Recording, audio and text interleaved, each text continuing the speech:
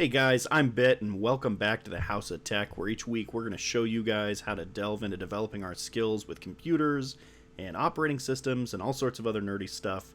So this week we're going to be talking about using the Linux command line or the terminal in order to move objects or copy objects from one location over to another. So let's just jump right in. So first off, we're going to be talking about move and the command to move things. Now, we are going to open up this so that we can see a little bit more graphically. I think it'll help you guys to understand what's going on, but we are going to actually be doing everything from the terminal. I think it's really important with Linux to practice with the terminal as much as physically possible. Even if you're using an operating system like Ubuntu, where everything has been, well, not everything, but a lot of stuff has been migrated over to the GUI, the graphical interface.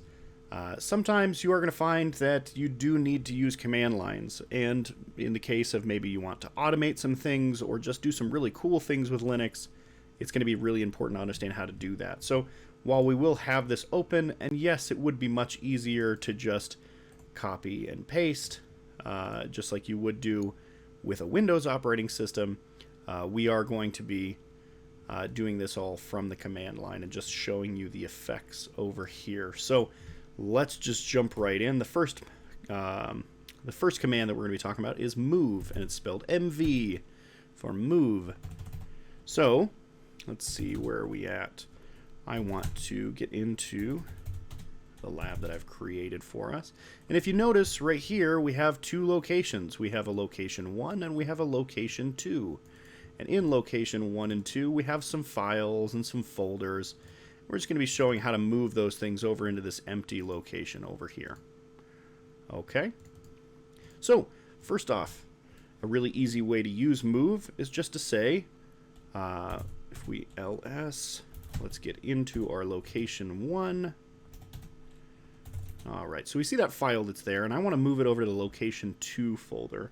So we'll say move, and then I need to name what I would like to move. In this case, we're actually inside of the directory that we would like to be selecting that from.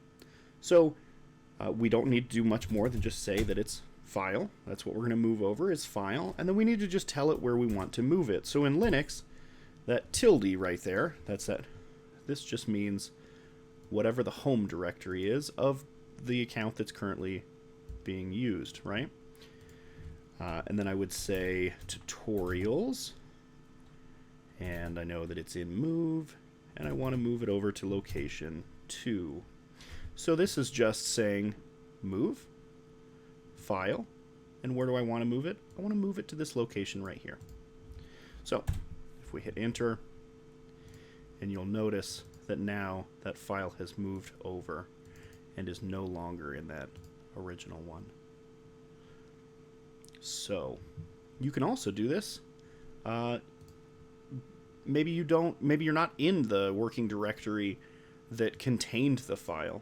So let's move it back. I'm still currently in location 1, but I want to interact with something that's in location 2. So I could say move, and I could say my tutorial location 2.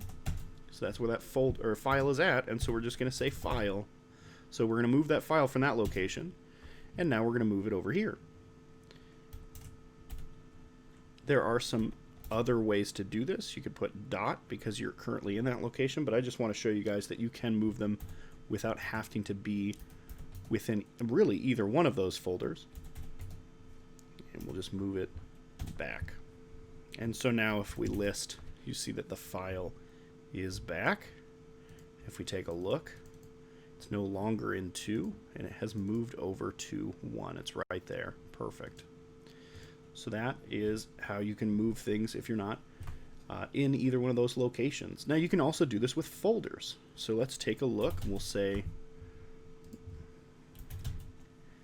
move, and I have something. Oh, you know, it is lowercase. Move folder. It is case sensitive, so make sure. And I want to move that over.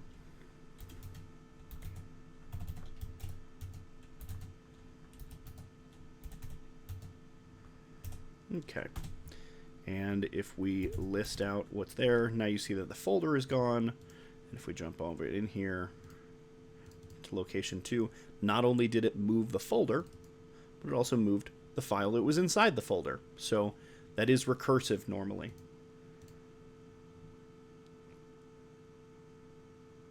Now let's... so now I want to show you what ends up happening if we maybe have a file in some other location, but it is of the same name. What happens if I move a folder from one file to another, or one folder to another, and in that other folder there's already a file of the same name?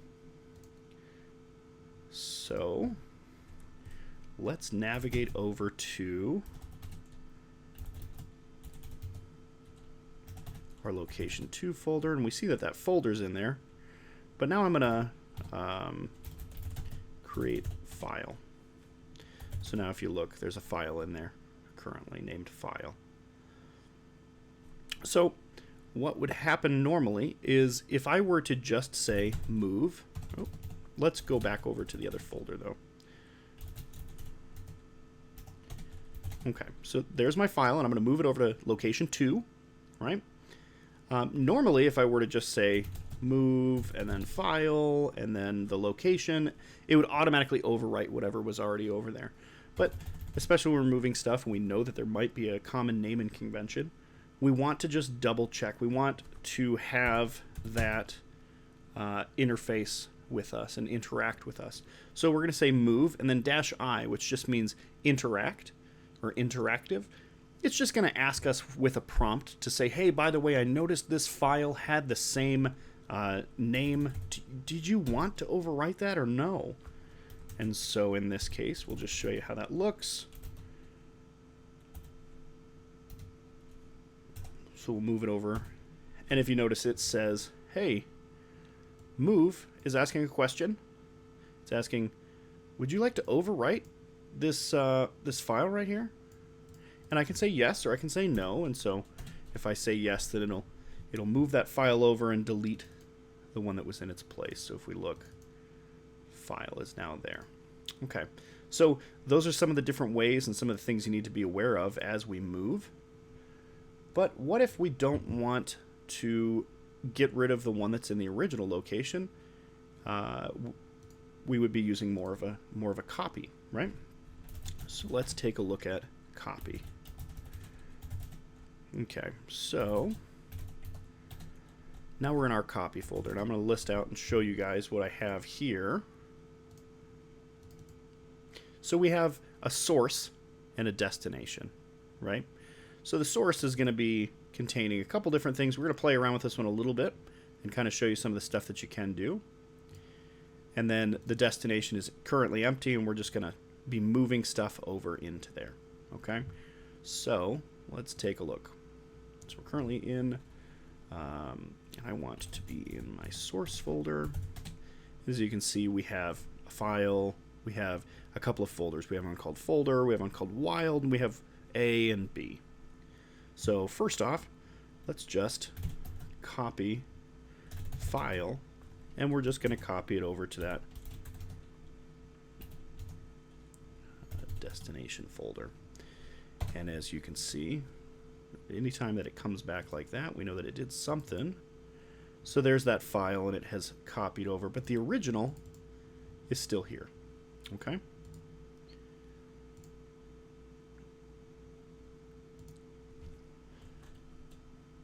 And again, if we wanted it to be interactive with us, we could say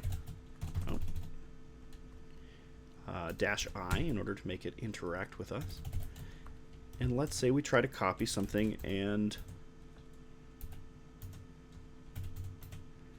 there's already something in there, like we just copied over.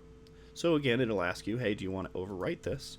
And we could say yes, or in this case, we could say no, and it won't do it, right? So let's get rid of this file that's in here now. I'm just going to use my keyboard. Boom. All right. Now, what about folders? So this one's actually going to fail, and I just kind of want to show you guys how and why it's going to fail. So be prepared for that. tutorials, copy, and destination. Great.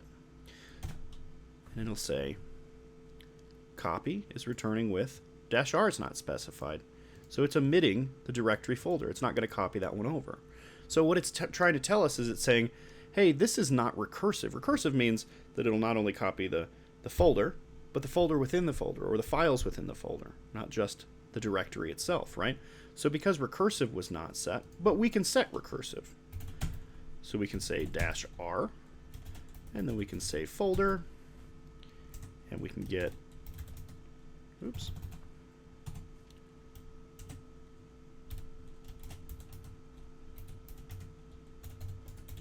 And now it'll move it over because now it is acting recursively. So if we go back in there and we look at the destination, it copied the folder and the contents within the folder, the 1 and the 2. Okay. So let's get rid of that. Let's go back over to take a look, and you can see our folder and our 1 and our 2. So that did work correctly. You can also copy things more than one at a time. You don't necessarily need to do a different command line for each one. So to kind of give you an idea of how that would work, we would copy, and I want to say recursive because these are going to be folders, and I want those folders to go over. And there's folder A, and I'll list off folder A. And then instead of putting my destination immediately, I would just put another one. And you could do this for a great many items and take them all over. So whatever the last location is where it's going to deposit all of those copied files and folders that you've created through using this command. So let's see, we want the destination.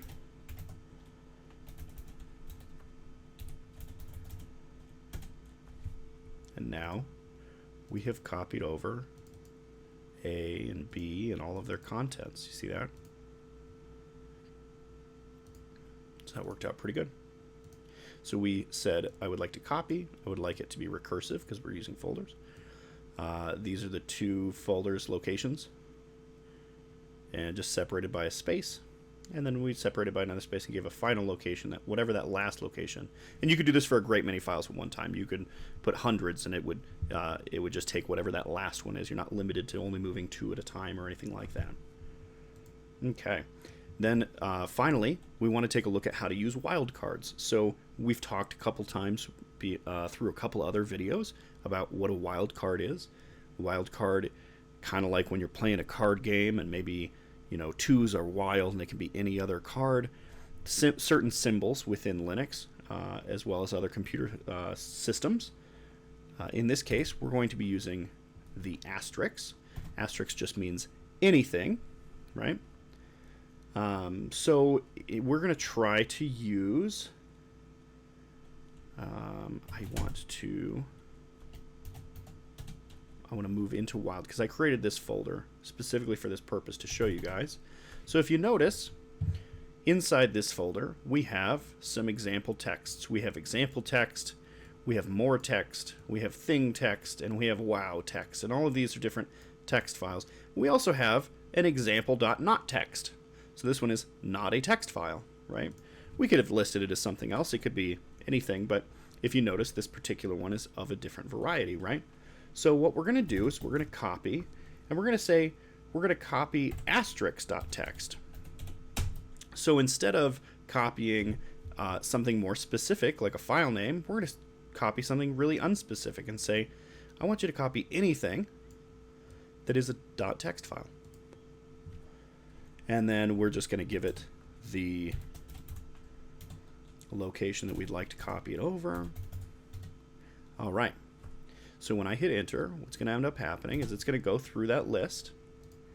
If we look at our destination folder now, we have wow, we have thing, we have more, and we have example, because all of them were .text. But example.nottext did not show up, and that's because we specified that we wanted anything that was a .text. Because that didn't fall under those parameters, it didn't do that one. So if you're trying to copy over all of the images in a folder, but not any of the text messages or the text files, or something similar to that, you could use some wildcards in order to get your in order to get done. So there's a lot that you can really do with copy, just like we've shown you in a couple of other videos. If you need more information, you can go copy -- help and get to the help page, and that help page will give us a lot more information on the different kinds of things that we can add in there to change how it interacts with us. For example, we used .interact or -i, and that will give you a little bit more information about it. It will prompt before overwrite. So we saw an example of that, right? So there's a lot more options that you could look into, but I wanted to show you guys some of the basic ones and not overwhelm you. And then obviously, let's say we wanted even more information, or we wanted just another way to get information. We could use the command man. We call it asking the man, but it just stands for manual. We would look up the manual for, let's say we wanted to look up move.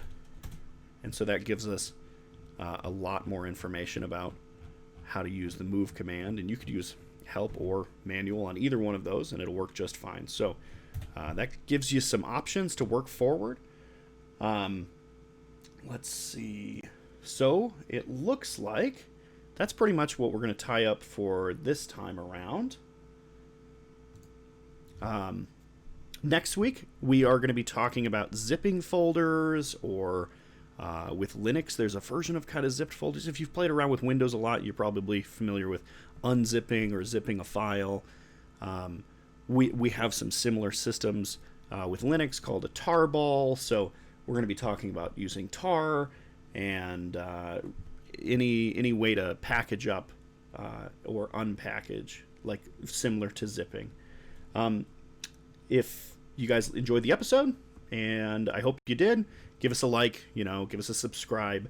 If there's a topic that you guys want to see us cover, or you just want to talk about today's video, ask some extra questions, go ahead, leave a comment down below, and we try to get to every single comment. So thanks for watching, guys, and I'll see you next week.